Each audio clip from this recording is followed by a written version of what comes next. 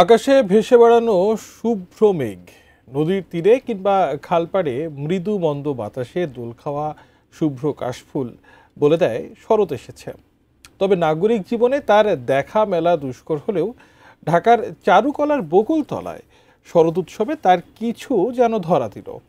গান, নৃত্য আর কবিতার আবৃত্তিতে মুখর ছিল শরৎ উৎসবের পুরো আয়োজন।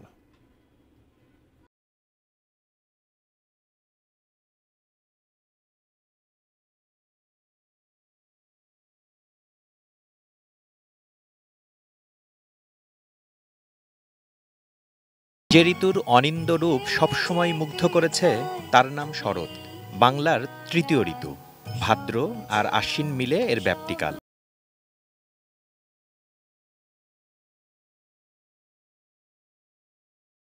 শুক্রবার তেমনই এক শরতের স্নিগ্ধ বিকেলে ঢাকা বিশ্ববিদ্যালয়ের চারুকলার বকুলতলায় আয়োজন করা হয় শরৎ উৎসবের।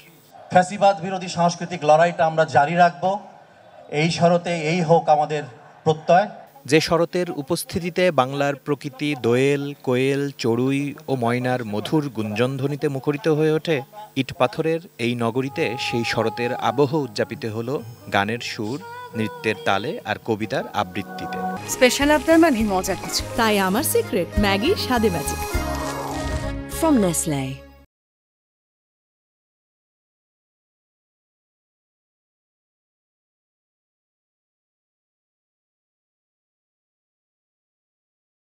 শরৎ যে এসেছে সেটা আগমনী একটা সুরে আনুষ্ঠানিকভাবে উৎসবের ভঙ্গিতে, উৎসবের আয়োজনে আমাদের মাঝে এনেছে।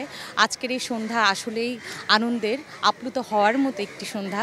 এই প্রজন্মের যারা শিক্ষার্থী তারা অনুষ্ঠানটি দেখে উপলব্ধি করতে পারবে শরৎ নামে বাংলায় একটি ঋতু আছে, শরৎ নামে বাংলাদেশে একটি উৎসব আছে।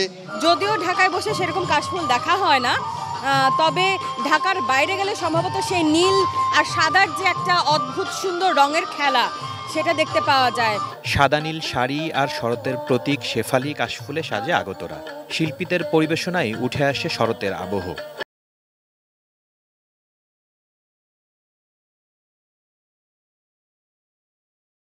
প্রকৃতির এই উন্মোচনের, প্রকৃতির বুঝাবুঝির এবং জীবনের সঙ্গে, মননের সঙ্গে, মনের সঙ্গে প্রকৃতির এই সম্পর্ক তৈরির একটা প্রধান মাধ্যম আসলে আমাদের সাংস্কৃতিক কার্যক্রমগুলো, আমাদের কবিতা, আমাদের গান, আমাদের নৃত্য, আমাদের কথকতা।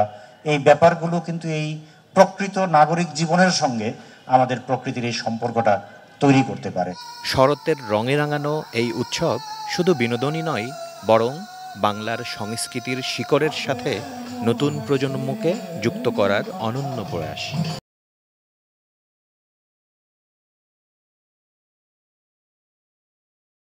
Shekhar Azad, ATN news, Dhaka.